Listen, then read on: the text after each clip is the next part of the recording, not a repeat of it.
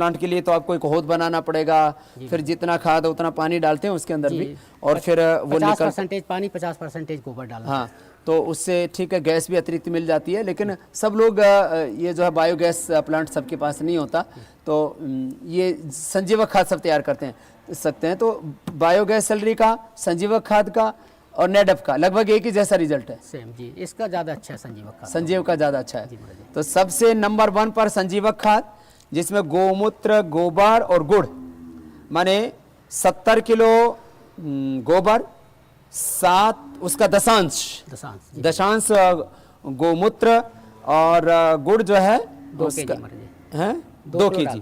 60 kilo गोबर में 2 kilo गुड़, 60 किलो गोबर और 2 किलो गुड़, और 7 किलो गोमूत्र, 7 लीटर गोमूत्र, हाँ, और 2 किलो गुड़, ऐसा। और 200 इसमें लीटर। पानी बाकी 132 लीटर पानी हो जाता है 200 लीटर का पूरा। हाँ, 200 लीटर का जो टब बनाते हैं उसमें 60 किलो गोबर तो डालें। एक प्लास्टिक का ड्रम, तो आसान होता है महाराज जी, वो कहीं भी आप खेतों में रख सकते हैं, कभी भी उसको जो है ना 15 दिन में तैयार हो जाए, आप सीधा उसको उपयोग कर सकते हैं, वो आसानी रहती है उसको। और क्योंकि जो है करीब करीब हमने एवरेज निकाला, एक पशु से कितने एकड़ जमीन में खेती कर सकते हैं? एक पशु से महाराज जी लगभग 10 एकड़ में आप खेती कर सकते हैं संजीव बना के। 10 एकड़ एक गाय से 10 एकड़ जमीन में आप खेती कर सकते हैं। ये है गो आधारित खेती की महिमा। और ये सारा जो गोबर है, ये जो गायें आप देख रहे हैं हमारे सामने, इन्हीं गायों से गोबर प्राप्त होता है। हम तो कहते हैं गाय का मात्र दूध से ही आप उसका आर्थिक मूल्यांकन करें, ठीक नहीं, उसका गोबर, गोमूत्र और उससे पैदा होने वाले बच्चे जो है बछड़ी आदि, और फिर जो घी है गाय का, वो भी सामान्य घी से कई गुना ज़्यादा उपयोगी होता है। खैर वो एक दूसरा विषय। तो सबसे अच्छे रिजल्ट संजीवक खाद के हैं, दूसरे नंबर पर सैलरी के, और फिर नेडप के। ये तो जो है एक विशेष 3 प्रकार के खादों के बारे में बताया। और खाद चौथा एक जीवामृत है महाराज जी, जीवामृत बना सकते हैं जी। इसको जो है घरों में जैसे 10 किलो गोबर ले लिया आपने ताजी, इसमें 2 किलो जो आपके घरों में दालें पुरानी पड़ी होती हैं, 10 किलो गोबर जी, 2 किलो दालें, जैसे मटर की दाल है, चने की दाल है, आपके पास बेसन जैसे घरों में, जिनमें प्रोटीन काफी मात्रा प्रोटीन ज़्यादा मात्रा में होती है, तो वो ले लेते हैं। गोबर को पहले अच्छी जो भी सबसे सस्ती दाल हो और आपके प्रयोग में ना आने वाली हो, जी जी, वो आप ले सकते हैं इसको। तो उसको जो है 2 किलो जो है दालें इसमें जो है गोबर में पहले मिक्स करते हैं हाथ से अच्छी तरीके से। फिर इसमें 200 से 300 ml तेल डाल देते हैं, सरसों का तेल हो, मूंगफली का तेल हो, जो भी उपलब्ध हो, वो तेल आप डाल देते हैं और इसको ऐसे ही छोड़ देते हैं, रख देते हैं। 24 घंटे बाद तालाब की मिट्टी मिल जाए, या आपको खेत की जो बड़ या पीपल हैं वहाँ की खेत की मिट्टी, लगभग 2 किलो मिट्टी, तो वो इसके साथ में डाल देते हैं। जंगल की मिट्टी कह लो, जंगल की, फॉरेस्ट की, उसमें बहुत ज़्यादा ह्यूमस होता है हमारा जी। ह्यूमस ज़्यादा होता है तो कार्बन परसेंटेज ज़्यादा होते हैं, न्यूट्रिएंट ज़्यादा होते हैं। जैसे बड़ या पीपल है, उसके नीचे की जो मिट्टी, उसमें सबसे ज़्यादा नंबर ऑफ माइक्रोब्स होते हैं। और वो क्या करते हैं, ये खाद, ये जो है जो सॉइल होती है, जो आपकी अनफर्टाइल सॉइल होती है भूमि, जिसमें कि कुछ उगता नहीं है, तो फास्फोरस की भी कमी होती है। जब ये आप डाल देते हैं तो वो जो है फास्फोरस को सोल्यूबल स्टेज में ला देते हैं। तो जंगल की मिट्टी, पौधे आसानी से, जंगल की मिट्टी कितनी? 2 किलो महाराज जी। 2 किलो गुड़ नहीं महाराज जी, इसमें दालें लेते हैं, दालें 2 किलो दालें। तेल 200 ml, 200 से 300 ml। तो दाल 2 किलो और जो है मिट्टी 2 किलो और तेल जो है 200 ml जी, और गोबर 10 किलो। हाँ 10 किलो। तो ये कितने देर में तैयार हो जाएगा? लगभग 20 दिन में तैयार हो जाती है महाराज जी, 18 से 20 दिन में तैयार हो जाती है। इसको फिर आप राख के साथ में, जैसे राख हवन वगैरह की राख हो, उसे मिला के, जो भी चूल्हे की कहीं, हाँ चूल्हे की हो, तो उसको मिक्स करके आप डाल देते हैं। राख मिलाने से इसका जिंक का परसेंटेज भी बढ़ जाता है फसलों में। जो जिंक ओरिएंटेड क्रॉप हैं उनको बहुत जिंक किस में ज़्यादा लगता है? जिंक जैसे आपका मटर भी है, मटर में भी जिंक की जरूरत होती है, मटर की फसल है। सब्जियाँ बेसिक जैसे गोभी है, गोभी वगैरह जितनी है वो जिंक ओरिएंटेड क्रॉप हैं, उनको ले लेते हैं। तो इसका अच्छा, इसको तो ऐसे आप डाल देंगे, ऊपर से छिड़क देते हैं, इसके बाद जैसे यूरिया आदि छिड़कते जी महाराज जी, उसी तरीके से। इसको कैसे संजीवक को? तो संजीवक तो पानी सिंचाई करते समय देते हैं महाराज जी, वो ज़्यादा प्रभावकारी होता है। सिंचाई जैसे नाली चल रही होती है तो वहीं पर आप वो टप के द्वारा डालते रहो, पूरे खेत में जो है चला जाता है। उसमें या तो उसमें टूटी लगा दें, डब में टोटी भी लगा देते हैं, वो धीरे धीरे सने सने चली जाती है। और अदरवाइज वैसे पानी चल रहा होता तो उसमें भी डब्बा, फिर आदमी को खड़ा रहना पड़ता है उसमें महाराज जी, तो पानी देते समय। तो ये धोरे के माध्यम से। लेकिन जो लोग वो स्प्रिंकलर सिस्टम है वो महाराज जी, इसको जो है स्प्रिंकलर में भी आप अगर इसे आप छान लेंगे उसको, तो स्प्रिंकलर में भी ये काम कर देती है। स्प्रिंकलर में भी आप जो है कर सकते। देखा जैसे कि हम जो है तो इसको आप थोड़ा पतला ही है, पतला। ये इस महाराज जी दिखने में लगता है कि केवल आपने गोबर मिला लिया, गोमूत्र लगा, लेकिन ये बहुत ही साइंटिफिक चीज़ है। इसमें भी बहुत ही प्रिकॉशन रखना पड़ता है बनाते समय भी। पतला है तो जी। इसमें क्या महाराज जी, जो आप गुड़ मिलाते हैं, गुड़ में जो शक्कर होती है वो नॉन रिड्यूसिंग शुगर होती है, 78% होती है वो नॉन रिड्यूसिंग शुगर, वो इसमें काम करती है। इसके अंदर जो है कई प्रकार के जो न्यूट्रेंट हैं उनको जो है एक्टिवेट करती है, इससे जो है क्रॉप को। तो सबसे अच्छा खाद संजीवक और नेडअप और जो है बायोगैस सैलरी और फिर ये जो है जीवामृत, ये 4 तरह के तो खाद हो गए। और 4 तरह के खादों के बाद अब अगली बारी आती है ये सैलरी। तो इस तरह से तैयार होती है, सबको पता ही है, जो भी गोबर ग्रास प्लांट जिन्होंने लगाया हुआ है। संजीव खाद भी नीचे रखिए। अब आगे बताते हैं आपको कीट रक्षक। महाराज जी जो ये पेस्टिसाइड लोग प्रयोग करते हैं, बेसिकली पेस्टिसाइड का, पेस्टिसाइड जो है एक लैटिन वर्ड से उद्भूत हुआ है जिसका पेस्टिस शब्द है। पेस्टिस का मतलब होता है विनाशकारी साधन। तो पेस्टिसाइड का मतलब सीधा है कि विनाशकारी साधन प्रयोग करते हैं। तो उसको क्या है कि हम लोगों ने देसी तरीके से, जो किसान घरों में बहुत आसानी से कम समय बना सकते हैं, तो उनका जो है प्रयोग है। जैसे खट्टी लस्सी है, लस्सी जो मट्ठा होता है, इसको तांबे के पात्र में आप 20 से 25 दिन रख दीजिए। 20 से 25 दिन रखने के बाद ये खट्टी लस्सी इतनी प्रभावकारी हो जाती है, जितनी कि सबसे ज़्यादा जो रोग आते हैं वो फंगस के थ्रू आते हैं। जी। हमने तो यहाँ पर अपने जो वीट में जो रस्ट आ जाता है, ब्लैक रस्ट है, वाइट रस्ट है, येलो रस्ट है, ये रस्ट सबसे ज़्यादा गेहूँ की फसल को नुकसान पहुँचाते हैं। और पीला, ये गेहूं की फसल पर ये कीट आते हैं। हाँ, कि रस्ट होता है महाराज जी, ये एक प्रकार का जो है कवक होते हैं। एक बारबरी प्लांट होता है, पहाड़ों पे पाया जाता है, तो उसके बीजाणु के द्वारा यहाँ आते हैं। बहुत ही स्मॉल फंगस होता है, बहुत ही, तो वो रस्ट फैला जाता है, येलो रस्ट, पूरी पत्तियों पे पीलापन आ जाता है, और इसी वजह से फोटोसिंथेसिस रुक जाता है, पौधे की वृद्धि नहीं हो पाती है, पौधे में जो है उत्पादन बहुत कम हो पाता है। ये छाछ से तैयार किया खाद, बिल्कुल खट्टी छाछ है, और ये तांबे के पात्र में रख देते हैं महाराज जी इसको।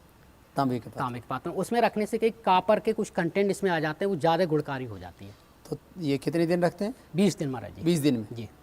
तो लगभग 15-20 दिन का ही प्रोग्राम है। हाँ, सब 15 से 20 दिन में तैयार हो जाते हैं महाराज जी ये सारी चीज़ें। हाँ। तो छाछ में और क्या क्या डाला? छाछ में, इसमें तो केवल कुछ नहीं, केवल खट्टी छाछ है, तांबे के पात्र में रखी होनी चाहिए। और इसको जो है जैसे उसमें मिलाते हैं, जैसे क्रॉप है तो इसमें 1 लीटर आप ये खट्टी छाछ ले लेंगे, 10 लीटर पानी ले लेंगे रस्ट के लिए, उसके लिए सीधा आप स्प्रे कर देंगे। कुछ सब्जियां होती हैं, वेजिटेबल्स होते हैं, जैसे कि सबसे ज़्यादा। लेकिन इसमें ये जो जमा हुआ क्या है? ये महाराज जी जो छाछ है ना, वो दही टाइप का थोड़ा पार्टिकल होंगे तो ऊपर आ जाते हैं, उसके जो गाढ़ापन, वो 20 दिन तक रख के रहते हैं तो उसमें परस्सी जम जाती है उसके ऊपर। तो इसको हिला लेंगे? हाँ, हिला लेते हैं इसको, ऊपर लेयर सी तैयार हो जाती है। इसको हिलाइए ज़रा। तो हिलाने से जब भी एक काफ़ी दिन से अब लग रही है छाछ जैसे। तो उसमें भी, क्योंकि छाछ में भी तो प्रोटीन आदि ये सब चीज़ें होती हैं ना? जी महाराज जी, इसमें सारा कुछ होता है, बिल्कुल आप ये देखिए। और ये इतना ज़्यादा जो है इफेक्टिव फंगीसाइड है कि बहुत ही ज़्यादा प्रभावकारी है ये। अब वेजिटेबल जो सब्जियां होती हैं, स्टार्टिंग में नर्सरी डालते हैं तो ज़्यादातर डैम्पिंग ऑफ और ये डिजीज़ आ जाती हैं जो नर्सरी में, तो उसमें अगर आप इसका छिड़काव करें तो वो नर्सरी खट्टी छाछ ही अपने आप में एक जो है, हाँ, प्रभावकारी जो है कीटनाशक कवक है, फंगीसाइड। हाँ, कीटनाशक, कीट रक्षक, कीट नियंत्रक जो भी कहिए इसको। पहले भी माताएं बहनें जैसे सिर में फंगस हो जाती थी, मतलब फ्रांस बोलते हैं, वो डेंड्रफ बोलते हैं, और उसमें भी कई तरह के जो है रोगाणु ही होते हैं। तो खट्टी छाछ से सिर धोया करते थे। तो हमारे जैन साहब ने जो है वो खट्टी छाछ जो है वो कितने दिन की पुरानी? 20 दिन की महाराज जी। 20 दिन की बस। और इसका एक कवक नियंत्रक, कवक जो है रक्षक के तौर पर, नाशक के तौर पर प्रयोग कर रहे हैं। और इसके एक महाराज जी जो हमने अनुसंधान पढ़ा में, अगर हमारा एक प्रोडक्ट अभिमन्यु है PBRI का, उसके साथ में अगर इसको मिला दो, फंगीसाइड की सबसे चाहे जितना बड़ा फंगस हो, यानी कहना चाहिए कि सबसे ज़्यादा जो कॉपर ऑक्सीक्लोराइड एक सबसे बड़ा जो है फंगीसाइड केमिकल आता है, उसके इक्विवेलेंट रिजल्ट दिए हुए हैं इसमें। तो इसमें कितना डालते हैं? इसमें जो है ये जो अभिमन्यु है, इसको 50 ml 1 लीटर ये, और 20 लीटर पानी। 50 ml 20 लीटर पानी में 1 लीटर। पहले इसका अकेले का प्रयोग किया और ये इसके साथ में ज्यादा प्रभावकारी हुआ, लगभग जो है 20 गुना ज्यादा प्रभावकारी। 20 गुना ज्यादा? 20 गुना ज्यादा। क्या बात है। अभिमन्यु कितने चक्र थे? 7 महाराज जी, 7 द्वार थे, 7वें द्वार में। अच्छा, हाँ, तो इसीलिए प्रोडक्ट रखा अभिमन्यु की जो है। सब चक्र भी भेद देगा। जी महाराज जी। तो ये अभिमन्यु इसमें डालने से 20 गुना 20 ज्यादा, गुना ज़्यादा प्रभावकारी हुआ महाराज जी। और जो है ये तो नया रिसर्च हो गया। जी महाराज जी, और एक जो है और खट्टी छाछ तो अपने घर में बना सकते हैं, ये को हमको बेच थोड़ी रहे। सब्जियों में महाराज जी जितना ज़्यादा ये फंगस आते हैं, सबसे ज़्यादा बीमारियाँ सब्जी वेजिटेबल्स में आती हैं, इसके साथ में दोनों का अगर छिड़काव करो, सबसे मतलब जो है प्रभावकारी रिजल्ट आए हैं, बहुत ही गुणकारी। तो 20 दिन पुरानी छाछ रखें तांबे के बर्तन में डाल करके, और 1 लीटर छाछ में 50 ml अब मनियो, 1 लीटर में 1 लीटर छाछ 50 ml हो, 20 लीटर पानी, 20 से 30 लीटर पानी। कितने एकड़ में हो जाएगा? लगभग जो है 30 लीटर पानी 1 एकड़ में हो जाती क्रॉप महाराज जी। तो ये खाली 50 ml, ओनली 50 ml महाराज जी। 50 ml, ये कितने का पैकिंग है? 250 ml का है। 250 का है, तो 5 ये तो 2.5 एकड़ जमीन में काम आ जी जाएगा। महाराज जी, 2.5 एकड़। 2.5 एकड़ में काम आएगा। एवरेज जो 122 रुपये इसकी कॉस्ट है, तो करीब 1 एकड़ का खर्चा हो गया 4 3 40 रुपए, 40 रुपए। 40 रुपए। और वो जो कॉपर ऑक्सीक्लोराइड लाएंगे आप, पैरामिथोन आएंगे, वो 350 रुपए के आते हैं महाराज जी। 350 रुपए उसमें खर्च हो जाते हैं उसमें एक। और वो इतना प्रभाव वो नहीं इतना प्रभावी नहीं है जितना ये है। और ये नेचुरल नेचुरल है, बिल्कुल जैविक है महाराज जी। 40 रुपए 1 एकड़ का खर्चा आ रहा है। खट्टी छाछ के साथ में महाराज जी। खट्टी छाछ के साथ में तो सब तरह की सब्जियों पर फंगस, बिल्कुल फंगस की जितनी डिजाइन, यहाँ तक कि महाराज जी जो रूट में लगते हैं, कुछ जो है कवक है जो बिल्कुल जड़ों पे लग जाते हैं। कितने दिनों से आप प्रयोग कर रहे हो इसको महाराज जी पिछले 3 साल से लगभग प्रयोग कर रहे हैं, 3 साल से। अभिमन्यु और छाछ? हाँ, दोनों को मिला के, और अलग अलग क्रॉप पे लिया, अलग अलग भी डाल के देखा? अलग अलग डाल के देखा महाराज जी। एक मूंगफली पे टिक्का रोग आता है, टिक्का डिजीज, बहुत ही प्रचलित रोग है मूंगफली का। उस पर ये दोनों करेंगे तो टिक्का रोग से 100% कंट्रोल हुआ है। 100% क्या बात है। और मूंगफली का ईल्ड भी बढ़िया एकदम निकला है। तो ये तो अभिमन्यु और खट्टी छाछ के बारे में बताया, अब अगला बताइए। गन्ने का, इन दोनों का एक उपयोग है महाराज जी। गन्ने में जो एक कीड़ा लगता है, पायरियल कीड़ा होता है, वो बिल्कुल जड़ों में जग के पूरा गन्ना खोखला कर देता है गन्ने में। और जो है ये दोनों आप स्प्रे अगर कर दें उसमें गन्ने में, तो वो पायरियल कीट से बहुत जो है लाभ मिलता है। और इसी तरह इसको जो है ये मटर में जो डाउनी मिल्डू एक रोग होता है, डाउनी मिल्डू, पूरा भूरापन आ जाता है उसमें, फलियों में दाने नहीं बनते हैं, और पूरी, तो उसमें भी ये काफ़ी 100% मतलब जो कंट्रोल हुआ उससे। तो चलिए खट्टी छाछ को भी महाराज जी के बारे में बताएं। ये निम्बाद कीटनाशक है महाराज जी। ये पिछले जो है इसमें तो जो है 8 से 10 सालों से अनुसंधान काम किया हुआ है निम्बाद पे। ये फार्मूला हमारे आदरणीय गुरुजी द्वारा दिया हुआ था, और ये यशदेव शास्त्री जी जो हमारे उन्हीं के मार्गदर्शन में, उन्हीं का ये निम्बाद और करंजाद, ये दोनों फार्मूले गुरुजी द्वारा दिए गए थे। और कौन से? निम्बाद और करंजाद, ये दोनों फार्मूले। अच्छा। तो उनके जो है आशीष से इसमें निम्बादी में क्या क्या डालते हैं? इसमें क्या महाराज जी, निम्बाद में सबसे क्या है कि 20 लीटर गौमूत्र ले लेते हैं इसमें पहले। अच्छा। 20 लीटर गौमूत्र में 4 किलो लहसुन, 4 किलो हरी मिर्च, तीखी, मतलब तीखी जो हरी मिर्च आती है, तो लहसुन और हरी मिर्च दोनों का पेस्ट बनाते हैं। दोनों को एक साथ, दोनों को वो करते हैं, पीसते हैं, दोनों को पीस देते हैं। किस पे पीसते हो? वैसे मिक्सी में भी पीस सकते हैं, नहीं तो सिलबट्टा पे भी, जो खलमूसल खलमूसल में भी कूट सकते हैं उसको। दोनों को, लहसुन और हरी मिर्च दोनों को जो है 4-4 किलो को एक साथ पीस लिया। फिर इसमें जो है गोमूत्र कितना? गौमूत्र 20 लीटर लेते हैं गुरुजी। 20 लीटर गोमूत्र और 4-4 किलो हरी मिर्च, तीखी वाली। हाँ, तीखी वाली। और फिर तीखी होगी उतना फायदा होगा। फिर इसमें जो है अगर मिल जाए, उपलब्ध हो जाए, कालमेघ के पत्ते, गुरुजी ने कालमेघ के पत्ते, कालमेघ के पत्ते अगर प्राप्त हो जाएं, कालमेघ के न मिले तो आड़ू के पत्ते मिल जाएं, आड़ू के या शरीफा के मिल जाएं, आड़ू, शरीफा या कालमेघ। कालमेघ सबसे बेस्ट है इसमें, अगर वो मिल जाए तो 4 किलो ही वो ले लो। और इसमें जो है आप इसको बारीक करके डाल, ये 3 चीज़ें केवल हैं 20 लीटर गौमूत्र में। इतना बढ़िया ये निम्बाद का है। ये नींबू तो है ही नहीं इसमें? किस महाराज जी? नींबू तो डाला ही नहीं। निम्बाद, इसमें नीम के पत्ते लेते हैं या नीम का तेल। हमने पतंजलि वाला जो है ना महाराज जी, ये पतंजलि नीम, ये ज़्यादा प्रभावकारी है। हम बताना आपको ये चाह रहे हैं कि जैसे आप ये निम्बाद कीटनाशक बनाए, ये तेल जो पतंजलि वाला है, ये या तो इसमें पत्ते डालेंगे। हाँ, ये तो पत्ते डालो। तो 4 चीज हो गई ना जी। गोमूत्र के अलावा एक तो हो गया लहसुन, हरी मिर्च, नीम, आड़ू के पत्ते, शरीफा या मतलब आड़ू के पत्ते या नीम के पत्ते। लेकिन नीम के पत्तों से आपने कहा कि ये ज्यादा प्रभावी है। जो हाँ, नीम का जो पत्तों की अपेक्षा ये तेल, ये हमारा जो PBRI का है, इसे हमने डाला था, ये 100 ml डाल दिया था महाराज जी 5 लीटर में। हमने सुना है कि ये जो पतंजलि नीम है ये बहुत ज्यादा प्रसिद्ध हो रहा है। इसके बारे में आगे पूरा डिटेलिंग में बताएंगे। लेकिन तो काफ़ी हॉर्टिकल्चर में भी काफ़ी प्रयोग, जो क्रॉप हॉर्टिकल्चर क्रॉप है महाराज जी, जैसे आम के बागान है, नींबू के बागान है, तो उसमें जो है ये पतंजलि नीम जो है केवल ये बहुत प्रभावकारी उधर उसमें आता है। तो इसमें ये कितना डालते हो? ये पतंजलि 100 ml डालते हैं नीम। अगर 100 ml अगर ये ना डालो तो आप 4 किलो पत्ते ले लो महाराज जी। उस 4 किलो पत्ते का काम, ये 100 ml का ये काम कर देता है पतंजलि नीम। जी महाराज जी। इसमें पतंजलि नीम में ये नीम के नेचुरल ऑयल से तैयार किया गया है क्या? पतंजलि नीम में नीम के जो निमोलियाँ होती हैं और नीम के पत्ते होते हैं उनसे ये तैयार किया जाता है। और या तो 4 लीटर पत्ते आप डालिए निम्बादी इस कुदरती कीट रक्षक में, या जो है ये 100 ml ये डाल दो। 100 ml नीम 5 डाल लीटर में, दीजिए। हाँ जी। उसमें अब क्या महाराज जी, ये जो पतंजलि निम्बादी है, ये कई प्रकार के जो लीफ डिफोलिएटर आते हैं, पत्ती को खाने वाले कीड़े आते हैं, वो पत्ती को पूरे जो है ऊपर से खा लेते, पूरा क्लोरोफिल उनका ले लेते हैं, सूख जाती पत्ती तो फोटोसिंथेसिस नहीं हो पाता, पत्ते की वृद्धि रुक जाती। तो उसके लिए लीफ डिफोलिएटर, लीफ माइनर आते हैं, पूरा सुरंग बना लेते पत्तियों में, उसके लिए। प्लस जितने प्रकार के आपके धान पे हिस्पा कीट आता है, धान की फसल पे सबसे ज़्यादा हिस्पा कीट आता है महाराज जी, वो बिल्कुल खरोच के पत्ती को खाता है, उसका इसका स्प्रे आप जो है 30 लीटर पानी ले लीजिए, 30 लीटर में 2 लीटर ये ले लीजिए पतंजलि निम्बाद, और इसका 3 बार स्प्रे करना होता है। 3 बार स्प्रे में 100% हिस्पा कीट का नियंत्रण हो जाता है। 3 बार कब कब?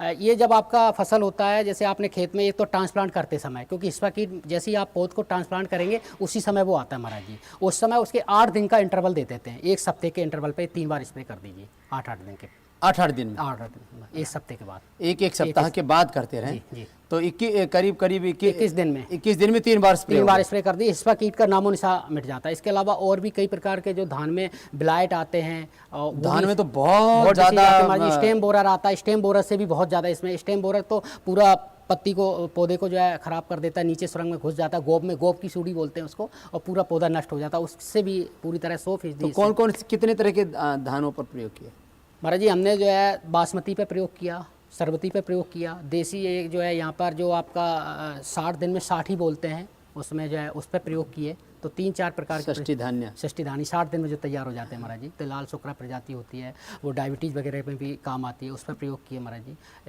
और एक बेगमी धान होता है, वो भी जो है उस पर प्रयोग किया। तो जो बाजार से जो लोग कीटनाशक लाते हैं, जो पेस्टिसाइड लाते हैं धान के लिए, वो कितना खर्चीला होता है? वो महाराज जी लगभग जो है 1500 रुपये के, वो 1 एकड़ में खर्चा हो जाता है उनका धान में, 1400 से 1500 रुपये के वो कीटनाशक प्रयोग करते हैं। अब 3 बार किया तो 15-45, तो मतलब करीब 1500 का 1 एकड़ में खर्चा हो जाता है महाराज जी उनका सारा। एक बार में या 3 बार में? नहीं, उनका स्प्रे का अलग होता है केमिकल का महाराज जी, वो 2 बार एक बार ही करते हैं स्प्रे, तो लगभग 1500 रुपये का 1 एकड़ में उनका खर्चा हो जाता है। अच्छा।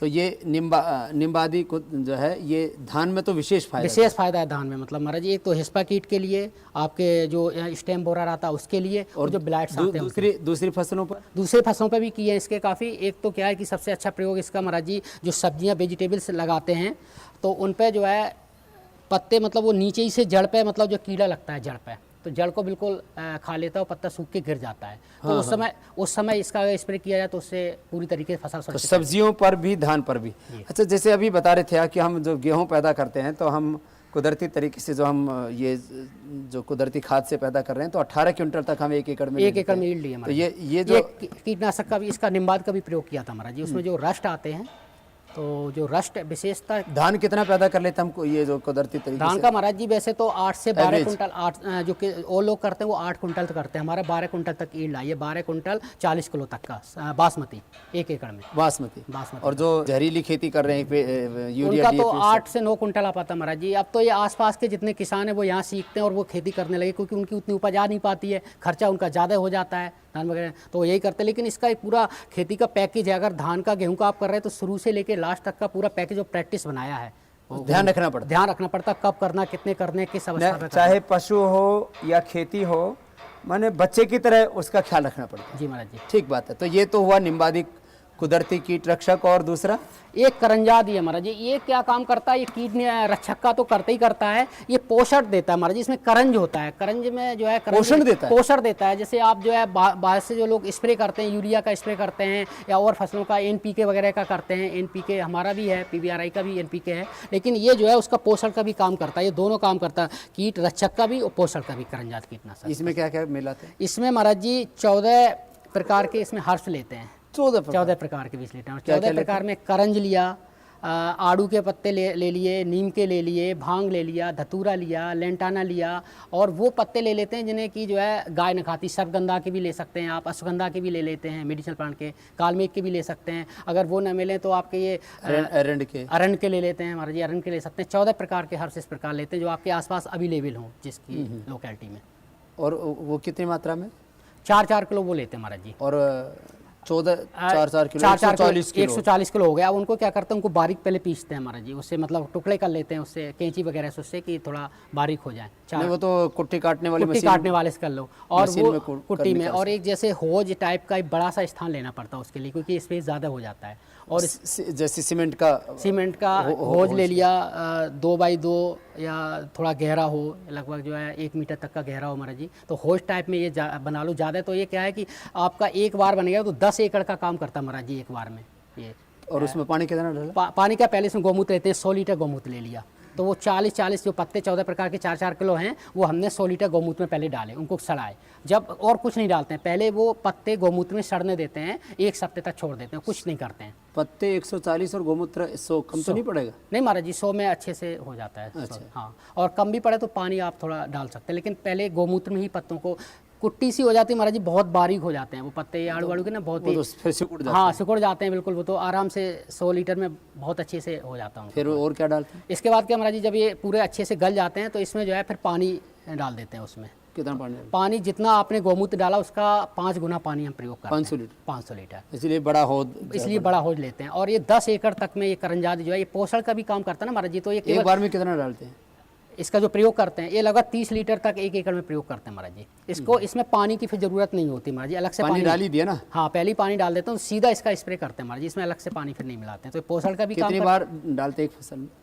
एक फसल में अगर इसका लेते हैं 2 से 3 बार का डालते हैं महाराज जी, क्रॉप के ऊपर है। जैसे शॉर्ट ड्यूरेशन की क्रॉप है, जैसे मूली है या जो 2 आलू है, जैसे आलू 3-4 महीने में हो जाता है, तो आलू वगैरह में तो 2 बार डालते हैं। अब जो लॉन्ग टर्म की क्रॉप है, जो 4 महीने ले लेती, 5 महीने लेते हैं, उसमें 3 बार स्प्रे करते हैं इसको। जी जी।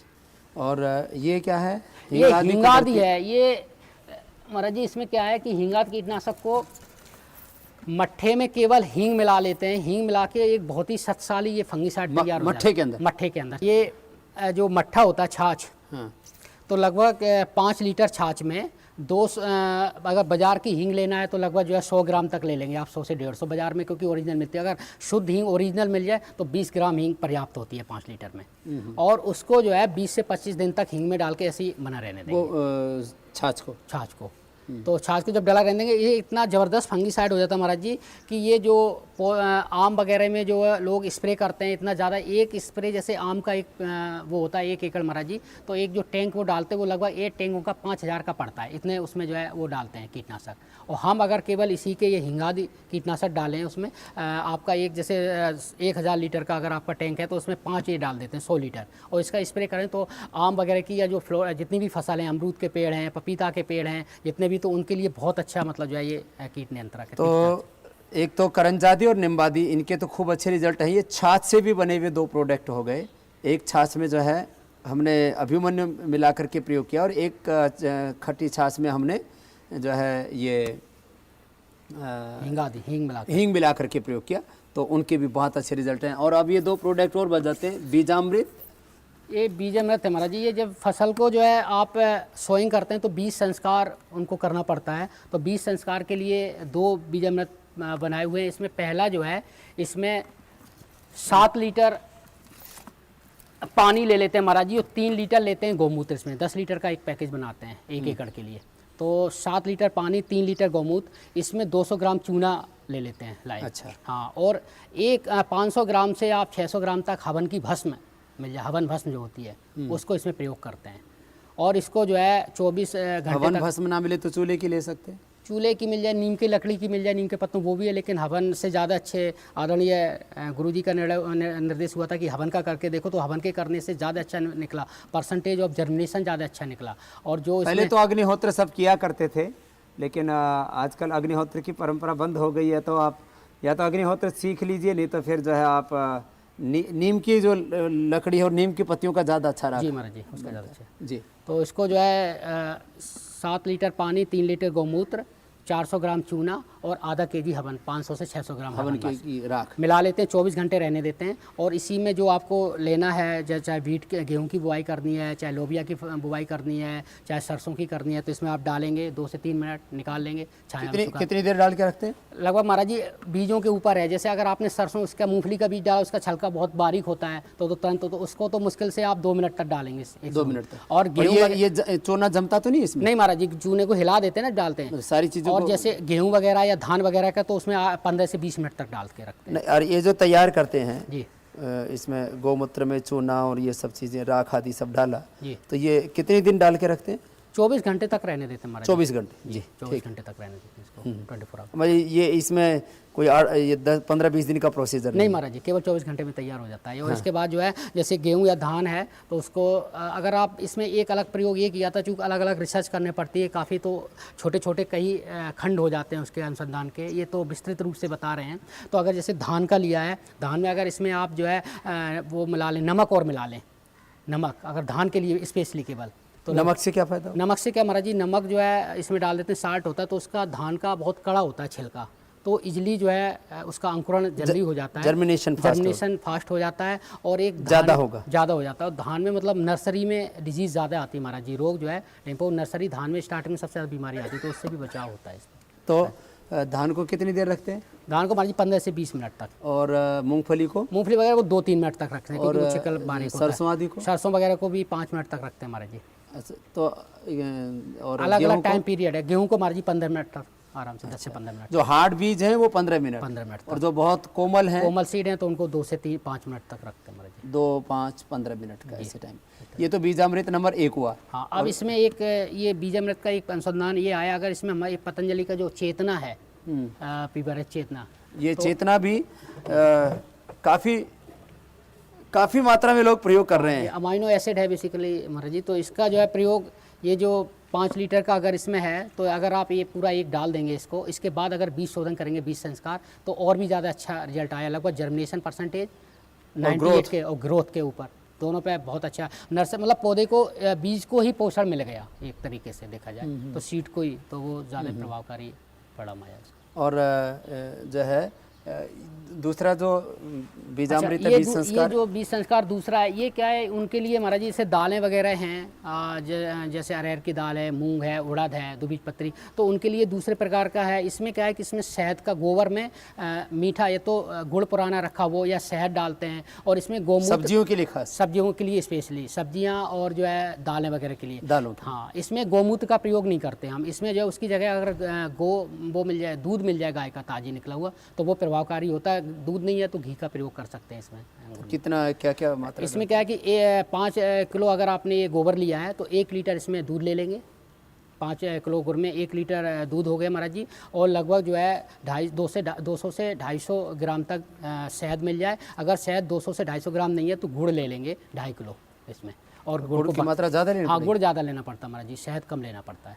तो गुड़ जो है 2 से 2.5 किलो ले लेंगे, और इसमें जो है बारीक करके जो है इसमें मिक्स कर देंगे, मिला देंगे। फिर जो सीड सब्जियों के बोना है, या आपकी दालें हैं, उड़द है, मूंग है, और आपके जो है जितने भी मटर वगैरह है, तो उसमें बहुत अच्छा इसका प्रभाव आया है। क्या प्रभाव आएगा उसका? एक तो जर्मिनेशन परसेंटेज आया। दूसरा क्या है महाराज जी की बिना इसके करते हैं तो कितना जर्मिनेशन होता है? बिना इसके आते हैं तो लगभग जो है 10 से 12% जर्मिनेशन का तो असर पड़ा ही पड़ा है सारी क्रॉपों पे। अगर वैसे तो अलग अलग सबके लिए हैं डाटा एक एक करके, लेकिन अगर औसत देखा जाए, एवरेज है, तो 10 से 12% आता है। सेकंड क्या महाराज जी, इसका जब कोटेड कर देते हैं उसमें, तो कई ऐसे कीट होते हैं जो बीज को ही खा लेते हैं। कई प्रकार के पंछी भी हैं और हानिकारक है, वो पूरे बीज को ही, जैसे वो बीज जाता है तो उसी को खा लेते हैं, तो बीज का जन्म वैसे ही नहीं हो पाता। इसकी जब कोटिंग कर देते हैं तो वो जो है बीज को खाते नहीं है। एक तो पंछी भी खाते, फिर नीचे भी तो कीड़े रहते हैं, कुछ चींटियां होती हैं, कुछ नीचे महाराज जी कई प्रकार के होते हैं। और जब ये नर्सरी में जो है महाराज जी लगभग जो है 27 प्रकार के यहाँ पर हमने वो इकट्ठे किए हैं अपने अनुसंधान में, उनकी फोटोग्राफिंग भी की है, फोटो भी लिए कीड़े। और 27 प्रकार के ऐसे कीड़े हैं जो स्टार्टिंग में ही मतलब जो बीज पे ही लगते हैं वो, और 27 प्रकार के कीड़े, मतलब पूरा फोटोग्राफिंग है महाराज जी इनको अलग अलग करके उनको लिया, काफ़ी 27 प्रकार के जो उनको रोक देता है, उनको रोक देता है महाराज जी ये पूरी तरीके से। इसमें चेतना और मिला दिया जाए तो और ज़्यादा प्रभावकारी हो जाता है महाराज जी। तो ये चेतना के साथ बीजामृत द्वितीय, जिसके अंदर जो है गुड़ का और शहद का प्रयोग है। चेतना का इसमें करते हैं, इस वाले में बीजामृत फर्स्ट में चेतना वाला, और ये तो ऐसे ही करते हैं। हाँ, इसमें मिलाते हैं चेतना। तो इसमें बीजामृत फर्स्ट में और सेकंड में, उसमें तो गोमूत्र है और उसमें बिना गोमूत्र, विदाउट गोमूत्र। इसमें दूध ले लेते हैं, दूध ना हो तो घी ले लेते हैं। घी थोड़ा महंगा पड़ता है किसानों का, तो या तो 50 से 100 ग्राम घी ले लो। अगर घी नहीं है तो 1 लीटर आप गोमूत्र ताजी ले लो, और वो उबला हुआ नहीं होना चाहिए गोमूत्र। हाँ नहीं, वो दूध उबला हुआ नहीं होना चाहिए, दूध बिल्कुल ताजी निकला हुआ ही आप प्रयोग करें, वो ज़्यादा अच्छा रहता है। तो इसमें जो बीजामृत प्रथम और द्वितीय, इसमें यानी वो सब्जियों के लिए और दालों सब्जियों के के लिए, दालों के लिए ज़्यादा तो प्रभाव दोनों का अलग अलग कार्य क्षेत्र अलग है। अलग अलग कार्य क्षेत्र हमारा जी। आलू वगैरह के लिए सबसे अच्छा है, और प्रकार के जो हैं धान है, गेहूं है, उनके लिए, अनाज की फसलें उनके लिए ज़्यादा अच्छा है प्रभावकारी। और आलू में सब्जियां तो बाकी वो द्वितीय डालते हो, द्वितीय आलू में इसको डालते आलू में इसको डालते हैं, क्योंकि आलू जो है ज़्यादा लगाना, तो आलू में इसका प्रयोग ज़्यादा अच्छा रहा हमारा जी। तो ये आपको हमने बताया पतंजलि ग्रामोद्योग में कुदरती खेती को लेकर के जो कार्य पिछले 11 सालों से चल रहा है, उस कार्य का आपको जो प्रयोगात्मक परिणाम है उसके साथ आपको एक संक्षिप्त प्रस्तुति यहाँ से दी गई। जिनको विशेष प्रशिक्षण प्राप्त करना है वे पतंजलि ग्रामोद्योग में आकर के ये प्रशिक्षण प्राप्त कर सकते हैं। और अब इसके बाद आपको बताएंगे पतंजलि बायो रिसर्च इंस्टीट्यूट ने, PBRI ने जो लगातार अनुसंधान करके जो विशेष उत्पाद तैयार किए हैं, और इससे भी आप यह कुदरती विष मुक्त नैसर्गिक नेचुरल खेती कर सकते हैं, इस बारे में आपको पूरी जानकारी देते हैं।